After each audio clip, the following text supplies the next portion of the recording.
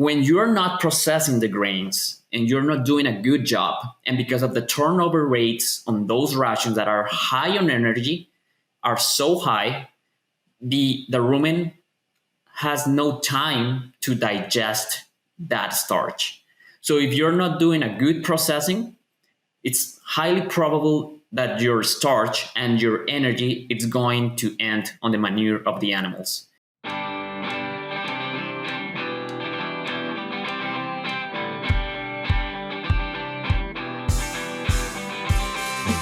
Welcome to the Feed Science Podcast from North Carolina State University and our animal food manufacturing program here. I'm Adam Farrenholz. On behalf of Wisenetics, thanks for joining us, and we appreciate all of our audience members watching on YouTube, listening on your podcast vehicle of choice.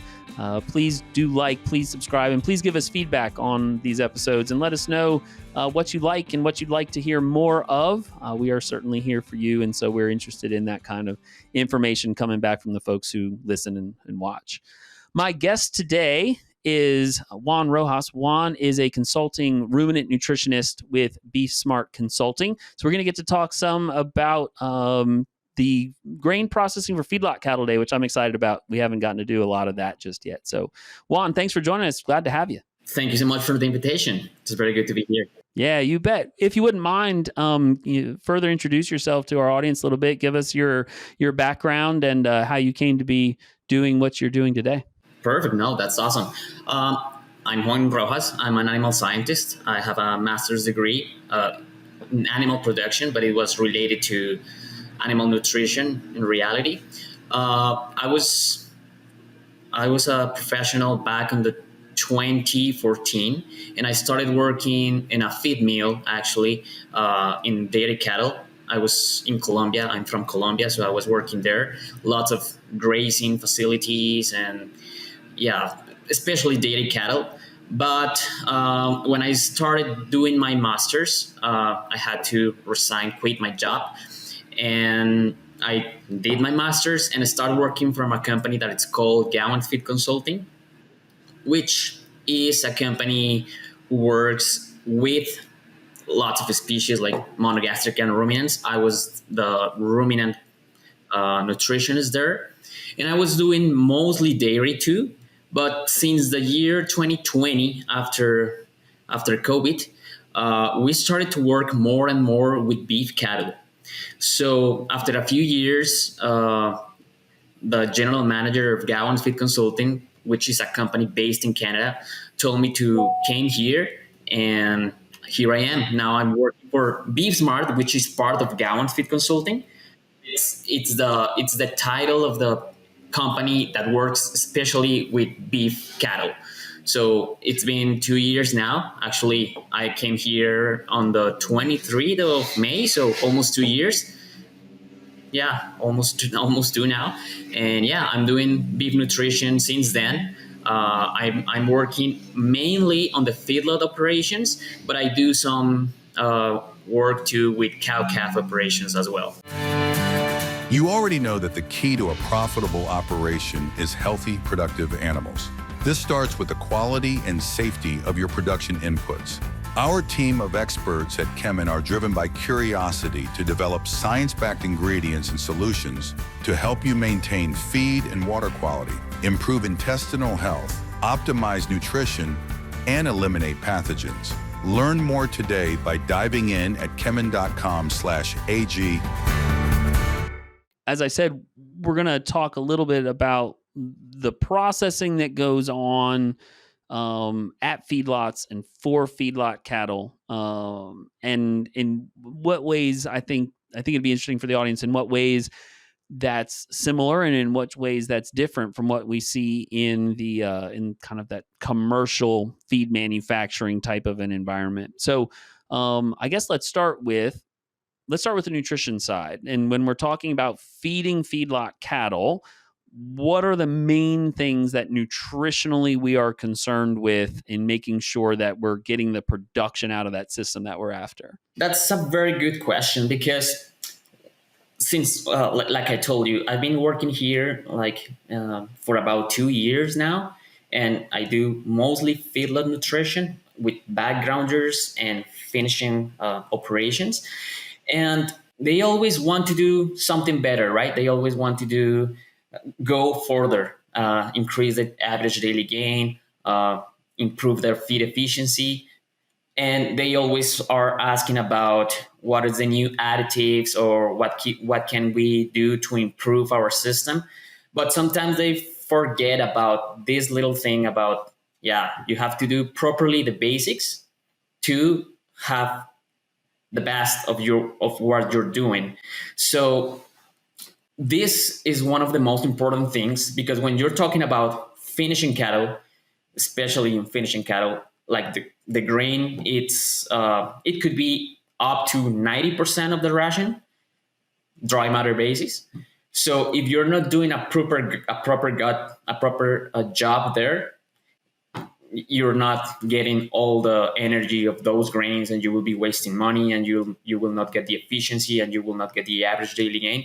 So it is very important to look at the process when you have those grains in your rations. So you just mentioned 90% is probably going to be like processed grain is what we're going to see, especially in that feedlot type of situation. And when we get into dairy, we see more TMR and forage, but in that feedlot operation, it's a lot of grain. So we're definitely going to spend a lot of time talking about that. But let's just real quick, what's the other 10%? The other 10% that they might be consuming is generally going to be what? Yeah, absolutely. So this is like a general. It could change, right? But here in Alberta, southern Alberta, where I am located, an usual finishing ration it could be 90% dry rolled barley, 2% a mineral package, vitamins and micro minerals and some additives, and 8% will be silage or hay. So yeah, that's the 100% that you will have on a general average ration here in southern Alberta. Gotcha. One of the things I think, and we were talking a little bit offline before we started, that I think is really interesting about the when we look at that feedlot. Obviously, we in North America, between Canada and the U.S., and even some getting down into Mexico, we feed a lot of cattle. We produce a lot of beef, right? And certainly South America does as well. Getting Australia does as well. So around the world, there's quite a bit produced, but we really like our beef here in North America quite a bit. And while there's a huge amount of consumption, when we think about the amount that would come from, a quote feed mill, like you said, it's maybe 2%. Like 2% or so from most of that backgrounding and that feedlot cattle is maybe coming in the form of like trace mineral packs and things like that. And all the rest of it versus our other food animal species of chickens and turkeys and swine, where everything's coming from some sort of commercial compounded feed facility. The vast majority of what we're seeing from the feedlot, it's getting produced and fed right there at where the animal lives, which is a very different model. So I think with that in mind, obviously, because it's all happening there, it's really important that they do it right. So what's the overall, if we had to just kind of describe the overall importance of that processing, and we'll get into also the different types of processing, I think, next, but just for now, what's the general importance of getting it right, which seems like it's rather self-explanatory in some ways because it's 90% of what they eat, right? Yeah, you just said it. It is 90% of the ration. So if you do it properly, you will be using that 90% very well. If you don't, you will be wasting a lot of money on those animals. So what happens? The grains, like barley grain, wheat grain, corn grain, and even some backgrounders that are using oats. It's not that common, but they can. So those grains are fed because they have lots of energy, because they have a starch on them. So when you're not processing the grains and you're not doing a good job, and because of the turnover rates on those rations that are high on energy are so high, the rumen has no time to digest that starch. So if you're not doing a good processing, it's highly probable that your starch and your energy it's going to end on the manure of the animals. So that's why it's so important. I think the a line probably used in by every person teaching ruminant nutrition in any way, shape, or form anywhere is in cattle. We feed the rumen, right? As where in the other species, in the monogastric species, we're feeding the animal, but whenever we talk about cattle, we're feeding the rumen. The rumen is what matters, and in this case, if you over process or you under process, you either end up with some sort of wastage or you end up with some sort of rapid starch digestion that you didn't mean to have. And that's no good either, right? That's correct. Yes, you can do both. You can do under processed or over processed, and because we're talking about feedlot cattle and we're talking about finishing rations that are 90% grain, if you under processed, you are wasting a lot. But if you're over processed, you will have some health issues on the animal as well. So yeah, you have to be in a range, in a good range for that. So when we talk about then processing, what are we talking about? What are the different types of processing that we might have? And I'm sure some of that's dependent on region and location and capability of feedlots. And I would imagine some of it's also going to be dependent on the type of grain source that we're using as well. Yes, that's correct. So when we're talking about processing grains, we have like the option of doing nothing, like feeding the whole grain, which sometimes some farmers will do it.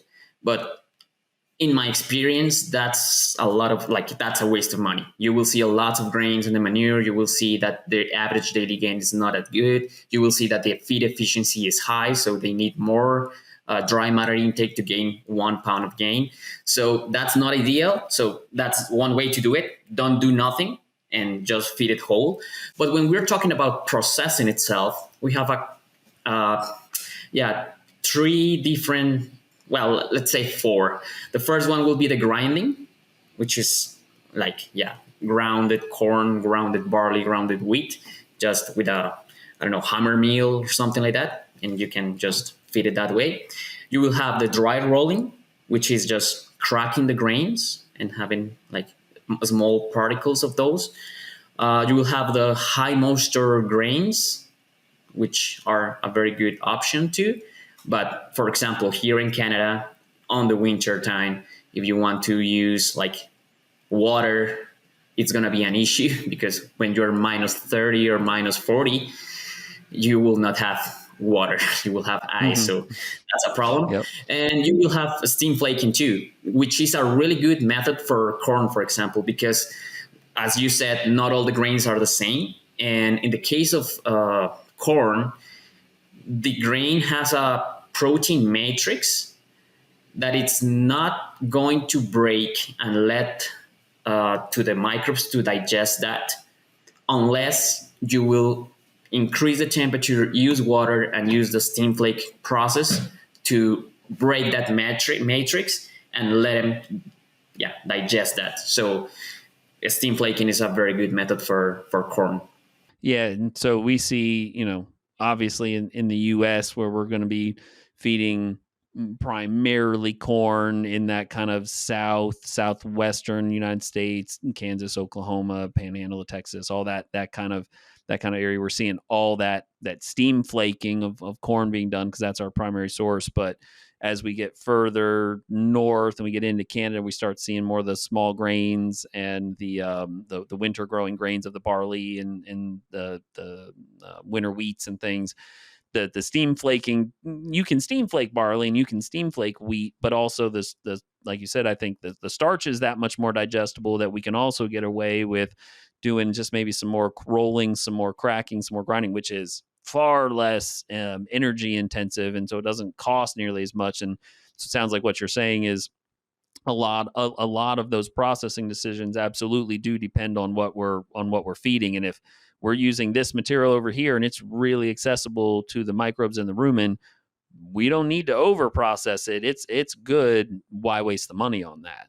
Absolutely, absolutely. You're absolutely right. Actually, a year ago, we went to Texas to tour around some feedlots there and to see these steam flaking operations. And yes, that makes a lot of sense. When you're using corn, of course, it pays off, right? Because the steam flaking, it's gonna let you get all the starch you have on that grain. On the other hand, when you go to southern Alberta, you will see lots of operations using barley. So yes, you can steam flake barley and you can get more than a whole barley. But compared to dry rolling, maybe you can improve it a little bit, but it's not going to be a huge improvement. So you will be, yeah, using more energy to get that steam flake barley, and you will not get the benefit of compared to corn. But if you are doing corn, sometimes you're doing barley and corn. So if you are doing, I don't know, in a year you have one. Yes, one farmer can import corn from the States, for example, and if you are doing it like once per year or something like that, you can use the steam flaking for the corn because you have the corn. And then because the other time of the year you will have barley, you can use the steam flaking for the barley, and it's going to pay itself because you're using corn and barley. So that's a good thing to do if you have the corn. Yeah. Excellent. Okay, so we're either going to be cold roll, grinding, something like that, or maybe we're going to be steam flaking. Either way, we're gonna be going after some sort of a quality. So on the steam flaking side, we're going to be looking at things like flake thickness and gelatinization and whatever else. And then on the others, we might be looking for more particle size. So could you describe a little bit maybe about what are those quality assessments like? How do we actually measure the quality to make sure that we are hitting the targets, whatever those targets are? Yes, that's a really good question. I have here a really good base of clients, feedlots, and yeah, backgrounder feedlots, which they do a very good job doing the rations and weighting all the feeds that are going in. But sometimes you go there and you will see whole grains on the TMR and whole grains on the manure. So when I'm there, I usually say like for like here it's usual to have the dry rolling as a processing of the grains. So here we will have the grain processing index in that scenario because that's a good tool and it's an easy tool to measure the quality of the grain that is going to the TMR. So in that scenario, we want to take in a cup a volume of the dry rolled barley, weight it, and then in the same cup, same volume, the same cup whole barley, and weight it. And the rolled barley should be around 65 to 70% of the weight of the whole barley. If you are over 70%, you are under processing that grain. If you are under 65%, you're probably over processing that barley. So here in southern Alberta, we used to do that with them, and you only need a scale and a cup. So it's an easy way to do it. And when they realize that it's that simple, they can use it like, well, let's do it once per week or something like that. Because sometimes you, as a farmer, you set the rollers and you forget about them whole winter, and suddenly you will have a lightweight barley or heavy barley, and then that bushel weight, it's gonna influence the size of the grain, and depending on the size of the grain, your adjustment of the rollers should be different. So if you don't do it, then you will be good for a part of the winter time, but then it would be under processing or over processing it. So it's something that you should keep track every single, I don't know, sometimes we do it weekly, but at least once per month would be ideal, I guess. Okay. And then I know on like the steam flaking side, we see some of the same things where we're again looking at that same kind of the density. Density, yes.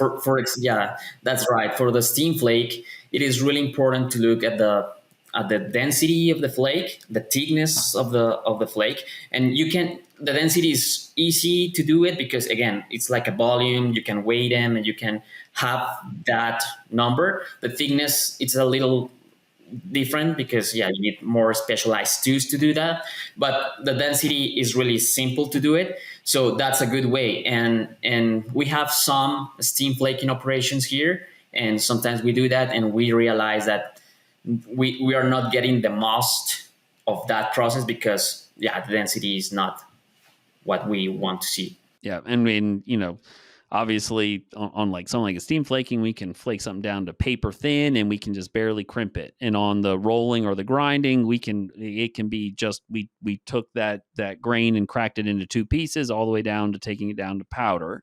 And then all of that has a huge impact on how the animal, and in this case, how the rumen obviously ends up working. I think one of the other things that I've always found really interesting, especially on the feedlot side, is especially in comparison to the monogastrics that we're feeding in like housing systems and whatnot, how we might actually make some of the changes to some of that depending on things like environmental conditions. And it might be, well, we're going to feed them this way and we're going to process this way right now, but we know it's about to get really cold or there's a large storm coming in, and we're actually going to process now a little differently because the animal is going to consume differently. We may actually want them to actually generate some of their own heat and that sort of thing. And so that feeding dependent on environmental conditions is something I've always found really interestingly different about the feedlot, especially that feedlot nutrition. That's really interesting, and that's right because like here in southern Alberta we have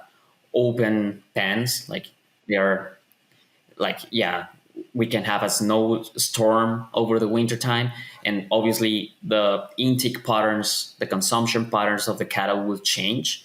And yes, you have to consider that when you're processing, because even if you're processing in a good way, you can have some acidosis because the animals were not eating at some point because of the snowstorm, and then they are eating that much, and then yeah, you have to adjust what are you doing. So yes, that's something that you should consider, that's for sure. Yeah, I always thought that's pretty interesting.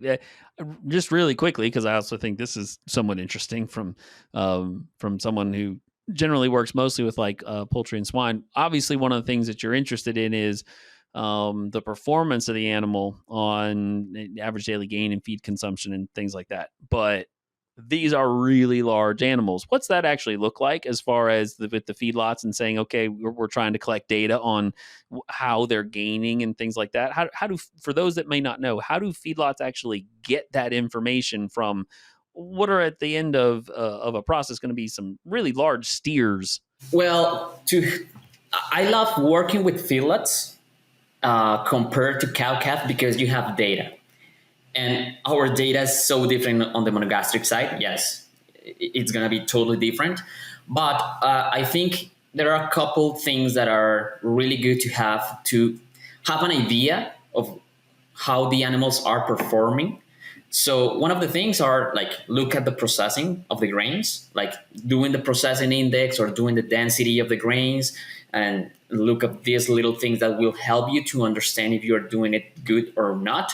Then if you go to the pen, and this is something that no one like when I first arrived here, I will say that 80% of my clients didn't know this, and it's like take a manure sample and send it to the lab for fecal starch. So you will see if those animals are getting the starch of the grain or is that, or that starch is going through the digestive system of the animal. So that's something that is really important. And then you can always do catch weights. So you weigh the animals and you will see how they are performed. And having those little those softwares will help you out too. Like based on the intakes that are getting, and based on the rations, and based on the energy, they will estimate the gains and the feed efficiency of those animals. But yeah, that's an estimation. But I found that it's quite good with those softwares. Very good. So let's finish this off with just maybe a few examples of what happens when this goes wrong. What happens when we don't process correctly? What happens when our quality isn't where it's supposed to be? What are some of the things that the producers are going to see in those situations? Absolutely, and those are the numbers that you are not aware of until you see it. And it's very good because, like, for example, I have a couple of clients here that have a really bad processing index. They were above 80%. And when you were going to see the gains, they were like 3.2, 3.5 pounds per head per day. And then after adjusting and having a processing index 65 to 70% almost all the time, they will have the 4 pounds per head per day. So you're losing that's 0.5 pounds just because you're not processing well the grains. And you can see it because I was tracking the fecal starch in those farms. And at the beginning, we were around 70 to 23% of a starch. And after doing all the following up, we were between 3 to 5% of fecal starch. So that's where you can see that it was an improvement. So from 20 to 5%, that's a huge difference. And I have another example here. here. Yeah, please. I was just thinking about, we have a feedlot in Colombia too, and we were feeding corn. We only have the opportunity to hammer mill the corn there.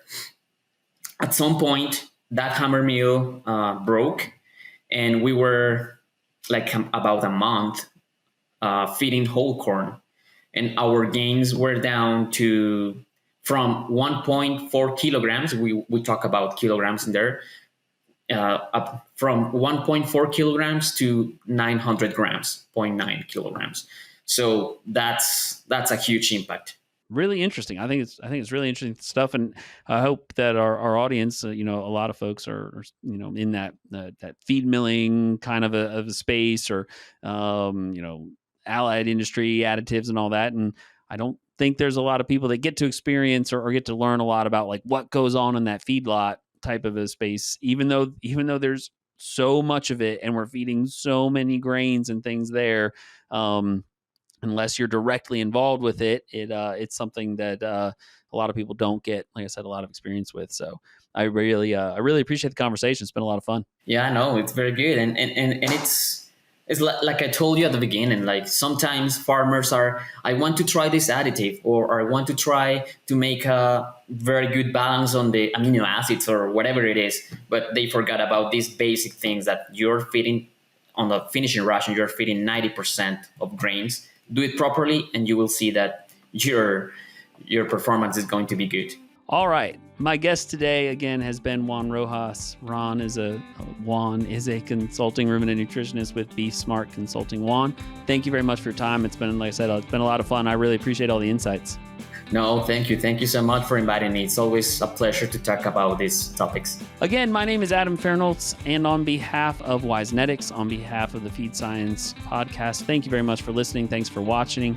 We appreciate all the attention from our audience, and we will talk to you the next time.